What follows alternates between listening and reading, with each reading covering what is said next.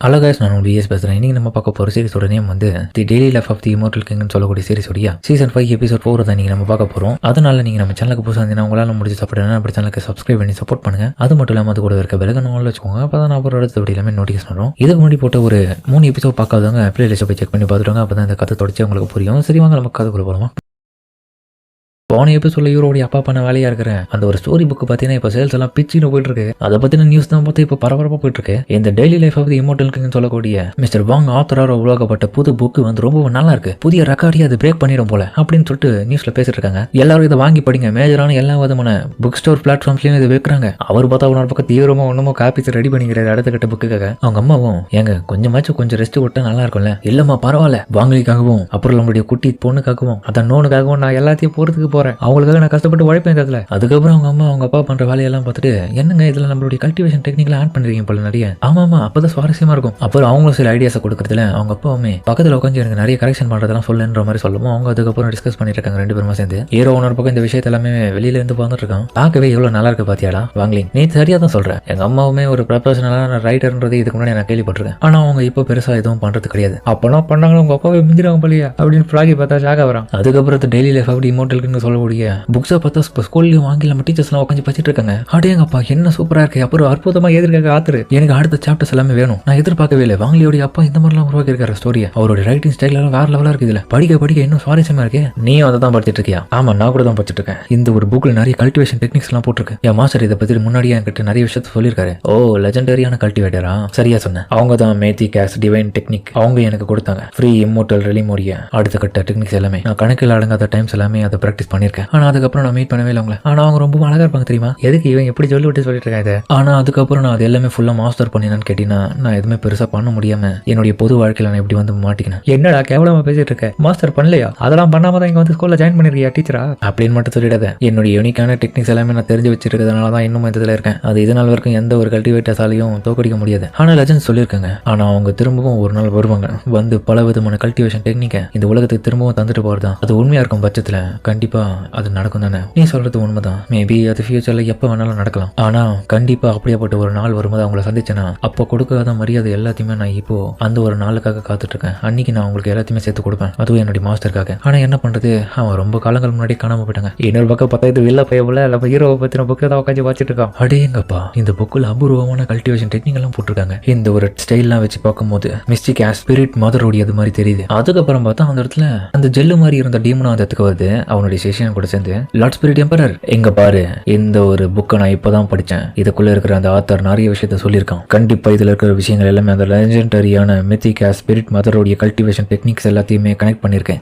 அந்த ஆத்தர் இருக்கிறான்ல அவனை எனக்கு நல்லாவே தெரியும். அப்ப நான் இது போதுமே கூடிய சீக்கிரமே என்னுடைய இந்த ஏன்ஷியன்ட் கல்டிவேட்டர் சீக்ரெட் ட்ரெஷரை வந்து அன்லாக் பண்ணுவேன். எனக்கு தேவையான பெரிய படி அந்த இடத்துல வச்சு எவனையும் என்ன தோக்கடிக்க முடியாத மாதிரி மாத்துவேன். அதுக்கப்புறம் நான் தான் இங்க எல்லாமே. ஆனா நீங்க சொல்றது எல்லாமே சரிதான். ஆனா இதை தடுக்க எவனாச்சும் ஒரு காலம் வந்தானா அவனை என்ன பண்ணுவீங்க? அதுக்கு தான் நம்ம கிட்ட தலை சிறந்த ஆட்கள் இருக்காங்க. பந்தத்துக்கு நான் இருக்கேன். எனக்கு எவ்வளவு பெரிய டெக்னிக்கெல்லாம் தெரியும் தெரியுமா. என்னை விட ஜம்பவான் எவனும் இங்க கிடையாது. அப்ப ஒருவேளை அந்த ஸ்பிரிட் மாத்திரம் இந்த இடத்துக்கு வந்தாங்கன்னா என்ன பண்ணுவாங்களே, அவங்களை என் சைடு நான் இழுத்துப்பேன். அப்புறம் உனக்கு ஒரு முக்கியமான விஷயத்தையும் சொல்லணும். அந்த ஒரு ஆத்தருடைய பொண்ணு ஒருத்தி பிறக்க போறால அவளுக்குள்ள அதிகப்படியான ஸ்பிரிச்சுவல் எனர்ஜியை வச்சுட்டு இருக்கான்ற விஷயம் எனக்கு நல்லாவே மத்தவங்களுமே தெரிஞ்சது. அதனால கூடிய சீக்கிரமே அவளை நான் அடையணும். ஓ, அந்த ஆத்தர் அதுல குடிப்பட்டு இருக்க மாதிரியா? அப்ப நான் அந்த பேபி கேர்ள் உனக்கு தேவையா? அப்ப நீ நினைக்கிற விஷயம் எல்லாமே நல்லா தான் தெரியுது. அப்போ நான் நீ அவங்கள சுத்தி இருக்கிற பல பேரை கொள்ளணுமே, அப்பதான் அவளை அடைய முடியும். அதுக்கப்புறம் அவன் இன்னொரு ஸ்க்ரோல் எடுத்து அவங்க கிட்ட கொடுக்குறான். அதுல பார்த்தா நம்ம ஹீரோவுடைய வீடு இருக்கிற மேப்பை தான் காமிச்சிருக்காங்க. அதுல எங்க தான் இருக்காங்களா? நான் இதை எதிர்பார்க்கவே இல்லை. லார்ட் பாய்ஸி வந்து இது என்கிட்ட எவ்வளவு தூரத்துக்கு எடுத்து வந்து கொடுப்பாருன்னு உனக்கு தெரிஞ்ச எல்லாத்தையும் இன்னும் கொஞ்சம் எனக்கு சொல்லு. அந்த சிஸ்டிக் ஐயை பத்தி. டேய், நீ வேற என்ன புதுசா பிளான் பண்ற எனக்கு தெரியாம? உனக்கு தெரியாது இந்த பிளான் எவ்வளவு பெருசுன்றது. அப்புறம் எலக்ட் கிளாஸ் காமிக்க டீச்சர் இன்னைக்கு உங்களுக்கு ஒரு நல்ல லெசன் இன்னைக்கு நடத்த போறேன். அது என்னன்னா லெஜெண்டரியான கல்டிவேட்டர் பத்தின ஒரு இன்ட்ரோடக்ஷன். அவங்க தான் மித்திக் ஸ்பிரிட் மதர். எல்லாரும் இதை கேட்டு ஷாக் ஆகுறாங்க. இதுக்கு முன்னாடி இந்த மாதிரி ஒருத்தவங்க நான் கேள்விப்பட்டதே இல்லையே. அமைதியா இருங்க பசங்களா. இந்த மித்திக் ஸ்பிரிட் மதர்ன்றவங்க கல்டிவேஷன் டெக்னிக்ஸ் எல்லாத்துக்கும் ஒரு மூதாதையர் மாதிரி. இவங்க தான் பெரிய லெவல் இது எல்லாமே கண்டுபிடிச்சாங்க. அதுல அவங்க ஜீனியஸ்னு சொல்லலாம். அது மட்டும் இல்லாம அவங்க எல்லாத்தையுமே அந்த இம்மோர்டல் ஆர்ட்ஸை வச்சு தான் பேச வச்சு உருவாக்குனாங்க. சொல்றாங்க சார் எனக்கு ஒரு டவுட். அப்ப நாங்க கேள்விப்பட்டது இந்த மித்திகஸ் டிவைன் டெக்னிக் என்ன? மித்திக்னு சொல்லும் போது இது பழங்கால ஒரு பூதத்தை கொழிக்கும். அந்த காலத்தை சேர்ந்த பழம் வாய்ந்த கலைகள் வச்சு தான் இது எல்லாத்தையுமே உருவாக்கிருக்காங்க. பரவாயில்ல சொல்றாங்க, உனக்கு இதை பத்தி நிறைய விஷயம் தெரிஞ்சிருக்கு. ஆனா எனக்கு தெரிஞ்ச லெவலுக்கு யாருக்கும் பெருசா அந்த அளவுக்கு அது தெரியாது அப்படின்னு சொல்லிட்டு அந்த பவர் அவர் ரிலீஸ் பண்ணி காமிக்க எல்லாருமே பார்த்துட்டு வாய உழவாங்க. அதை வச்சு அவர் வித்தியெல்லாம் காமிக்க பசங்க எல்லாம் மேம் வந்து பாருங்க, இவ்வளவு சூப்பரா இருக்கு இந்த டெக்னிக், இதுதான் என்னுடைய டிவைன் டெக்னிக், அதை அவர் தரமா பண்ணி காமிக்கிறாரு. அப்படியேங்கப்பா இப்படி எல்லாம் இருக்குமா, இதெல்லாம் போய் எங்க இருந்துப்பா கத்துக்குது சார், முதல்ல இது இல்லீகலா, ஏன்னா ஏதோ ஒன்று எடுத்துட்டு வந்து எங்களுக்கு சொல்லி கொடுக்குறீங்க, இதெல்லாம் பாடத்துல இல்லைன்னா அப்புறமா உங்களை டிசி கொடுத்துட்டு அமைச்சிருவாங்க. இது எல்லாருக்கும் காமனா தெரிஞ்ச ஒரு கதை தான். நான் எல்லாத்தையுமே பர்மிஷனோட கேட்டு தான் இங்க வந்து சொல்லி கொடுத்துட்டு இருக்கேன். நம்மளுடைய ஃபவுண்டேஷன் பிரகாரம் first level mythic as divine டெக்னிக்கை எல்லாருமே இந்த இடத்துல ட்ரை பண்ணி பார்க்கறதுல தப்பு கிடையாது. என்ன பொறுத்த வரைக்கும் நீங்க எல்லாரும் கிராஜுவேஷன் அடைகிறதுக்கு முன்னாடி எல்லாருமே இந்த ஒரு டெக்னிக்கை முழுசா கத்துக்கணும். அதனால உங்களுடைய ஸ்பிரிச்சுவல் எனர்ஜி லெவல் எந்த அளவுக்கு இருக்கிறத பொறுத்து அந்த டெக்னிக் ஒவ்வொருத்தருக்கும் ஒவ்வொரு விதமா ஒர்க் ஆகும். அதனால அதுக்கப்புறமா வரக்கூடிய ஒவ்வொரு கிளாஸ்ல இதை பத்தின விஷயங்களை நான் சொல்ல நீங்க பிராக்டிஸ் பண்ணணும். கிளாஸ் முடிஞ்ச கையோட ஹீரோவும் சாண்ட்ராங் வந்துட்டு இருக்கும் போது சாண்ட்ராங் வந்து வாங்லிங், நீங்க அந்த மித்திக் ஆஸ் டிவைன் டெக்னிக்கை பத்தி என்ன நினைக்கிறீங்க, ரொம்ப கஷ்டம்னு நினைக்கிறீங்களா? நான் ஹீரோ பெருசா அதை பத்தி யோசிக்க மாட்டேன். ஆனா சைட்ல வர ஸ்டூடெண்ட் பார்த்த உடனே ஹீரோக்கு ஏதோ தப்பா படுது. மாஸ்டர், இந்த பர்சன் ஏதோ எனக்கு தப்பா படுது, பரவாயில்ல விடு, வரவன் வரட்டும், போறவன் போறட்டும், நமக்கு குடைச்சல் கொடுத்தானா மட்டும் தான் அடிக்கணும்.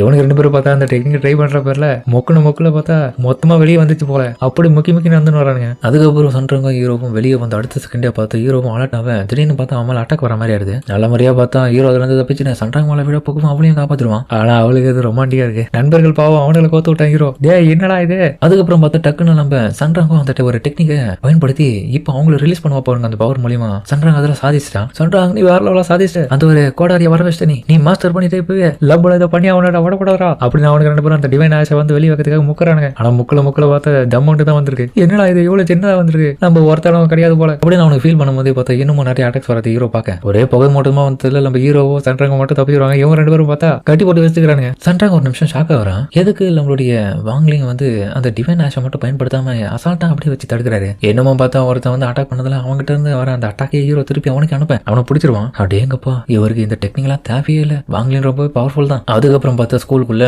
நம்ம ஹீரோடைய டீச்சர் இருக்கிறவருடைய ரூம்குள்ள போயிட்டு அவர்கிட்ட பிரச்சனை பண்றானுங்க அவனுங்க. அவரு பார்த்தா தன்னுடைய டிவைன் ஆஷை பயன்படுத்தி இவங்களை சதற கூட, டேய் நீ இதுல மாஸ்டர் பண்ணிருக்கிய அப்படின்ற மாதிரி அவர் ஷாக் ஆவானுங்க. ஆமாண்டா உங்க அப்பனுக்கு அப்பனா நானு இங்க வந்ததுக்கான காரணமே இந்த இடத்துல இந்த நிறைய இன்ஃபர்மேஷனை கேதர் பண்றது தான். இவனுக்கு எதுக்கு இங்க வந்து வந்திருக்கானுங்க, கண்டிப்பா இன்னமும் இவன மாதிரியான ஆட்கள் இந்த இடத்துல இருக்கிறதுக்கான வாய்ப்பு இருக்கு. அப்புறம் பார்த்து ஏகப்பட்ட ஆளுங்க வந்து அந்த இடத்துக்கு வந்ததுல நம்ம ஸ்டூடெண்ட்ஸ் கூட நிறைய பேர் ஃபைட் பண்றாங்க. ஸ்டூடெண்ட்ஸ் பாவம் தத்தளிக்கிறாங்க. டேய் என்னடா இவ்வளவு பேர் இருக்காங்க, பசங்க எல்லாம் இன்னொரு பக்கம் பயத்துல இருக்காங்க, என்ன பண்றது தெரியாம இவங்களை அடிக்கிறதுக்காக போகும்போது ஒருத்தனை பிடிச்சி மிரட்டுறான். இவன் யாருன்னு தெரியுதா, அவனை பத்தி நான் சொல்றதை விட அவனே கொஞ்ச நேரத்துல சொல்லுவான் பாருங்க. டேய் உங்க ஸ்கூலை பத்தின இன்ஃபர்மேஷன் குடுறா, தேடி வந்த விஷயம் இந்த இடத்துல நடக்கணும், நாங்க இந்த இடத்துல ஒரு ஃபவுண்டேஷன் வைக்க போறோம், நீங்க எல்லாரும் என்னுடைய அடிமை நாய்கள்ரா, எங்க லார்ட் எம்பரர் தான் உங்களுக்கு பாஸ். அந்த டைம் அவன் கடைப்பாடி ஏஞ்சி, டேய் நீ எவ்வளவு பெரிய விஷயத்தை வேணா பண்ணு, நான் தாண்டா இந்த கதையோட ஒரிஜினல் ஆத்தரை, ஒவ்வொரு வருஷமும் இந்த மாதிரி தானே நான் சாக்ரிஃபைஸ் பண்ணிட்டு இருக்கேன் ஒவ்வொரு விஷயத்துக்கும், இந்த வருஷமும் இந்த மாதிரியான ஒரு விஷயத்த பண்றீங்கடா, நான் இந்த முறை சும்மா இருக்க மாட்டேன், என்னுடைய பவரை நான் மொத்தமா காமிக்கிறேன். ஏய் யாரா இவன் திடீர்னு கோமாளி மாதிரி பண்ணிக்கிறான், யாத்திரைக்கு சொல்லிட்டு இருக்கான், இந்த கதையோட ஆத்திராய்வன் பார்த்தா அப்படி தெரியன்ற மாதிரி அவங்களை கலாய. பசங்களா நீங்களா ஏஞ்சுக்கோங்க, டே தம்பி ஏஞ்சி பின்னாடி இருக்கிற ஜிப்பை வந்து கேட்டா, ஜிப்பை கேட்டோம் என்ன சொல்ற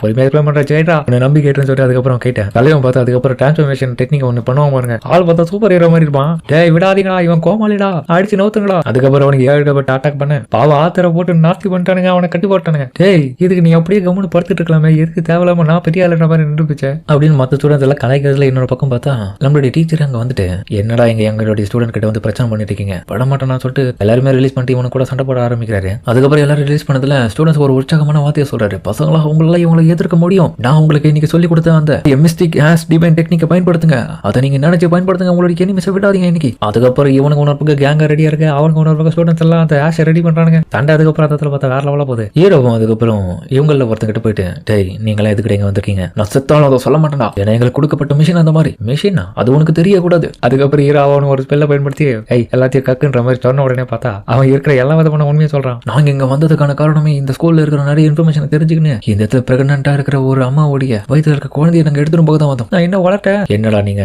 என்னடா பிளான் பண்ணி வந்திருக்கீங்க, அது ஏன் வீடுறா, அப்போ என்னமோ அங்க பிளான் பண்ணிக்கிறீங்கன்னு சொல்லிட்டு ஹீரோவும் இப்போ நம்ம இந்த இடத்த விட்டு கிளம்பணும்னு சொல்லிட்டு தன்னுடைய வீட்டுக்கு போறதுக்காக சண்ட்ராங் கிட்ட, சண்ட்ராங் என்னுடைய பாடியை நீ பாத்துக்கொண்ட மாதிரி சொல்லுவா. அவன் சொல்லுவா அவன் பாடியை நான் பாத்துக்கணுமான. ஹீரோ சொன்ன அர்த்தம் வேற, அவன் ஆன்மாவை அந்த இடத்துல பிரிச்சு அந்த இடத்துக்கு போறான். அதுக்கப்புறம் ஹீரோடைய அம்மாவும் வீட்டுல பார்த்தா தன்னுடைய பிறக்க போற குழந்தைக்கு துணி எல்லாம் எடுத்து பார்த்துட்டு இருக்காங்க. கண்டிப்பா நோனுக்கு இது ரொம்பவும் நல்லா இருக்கும், பிரதர் கூட சீக்கிரமே ஒரு ஃபீல் பண்ணாதமான்ற மாதிரி அவங்க சொல்லிட்டு இருக்கும் போது கடன் டாப் ஆகுது. அப்புறம் பார்த்தா உடனே அந்த வில்ல பை ஒழுங்கு எல்லாம் சுத்து போட்டுருவானுங்க. உங்களுக்காக தான் வந்தோம், உங்க கூல்ல இருக்கிற அந்த குழந்தையை நாங்க எடுத்துட்டு போக வந்தோம், வராதிங்கடா. அவங்க அம்மா இன்னொரு பக்கம் அவங்களுடைய வாங்கலிங்க கால் பண்ண ட்ரை பண்ணுவோம், அவனுக்கு ஒன்று பக்கம் தடுத்து உள்ளே வந்துருவானுங்க. உங்களால எதுவும் பண்ண முடியாது, ஒழுங்கு மரியாதை அந்த இடத்துல இருந்து வந்துருங்க, நாங்க உங்களை கட்டாயப்படுத்த விரும்பல. அதுக்கப்புறம் ஹீரோ எதிர்பார்த்தது போல அந்த இடத்துல பார்த்தா நிலைமையே மாறிடுச்சு. அடுக்கடுன்னு லேட்டா வந்துட்டு அது மட்டும் இல்லாம என்ன இது சுச்சுவேஷன் மாறுது, இது கண்டிப்பா நோனுடைய ஆறாவதா இருக்கணும். அதுக்கப்புறம் ஹீரோ சொன்னது போலயே பார்த்தா ஹீரோடைய அம்மாவுடைய வயிற்றுல இருக்கிற அந்த குழந்தையோடைய ஆறா எல்லாமே ரிலீஸ் ஆகுது. அந்த பவர் ரிலீஸ் பண்றது எல்லாமே அவங்களால தாங்க முடியல. வாங்கடா இந்த இடத்த விட்டு போயிட்டு பண்ற மாதிரி பயத்துல அவனுக்கு பயந்து ஓடிடுவானுங்க. ஹீரோ அதுக்கப்புறம் அதுக்கப்புறம் அந்த இடத்துக்கு வந்துட்டு ஏனோன் நம்ம 2 பேரும் சேர்ந்து அவங்களை துரத்தி அடிப்போம். அதுக்கப்புறம் ஹீரோ பார்த்து தன்னுடைய அந்த மிஸ்டிக் ஹேஷ் டிவைன் டெக்னிக் பயன்படுத்துவோம் பாருங்க. நம்மளுடைய ஆளுங்களை காட்டில ஹீரோவுடையது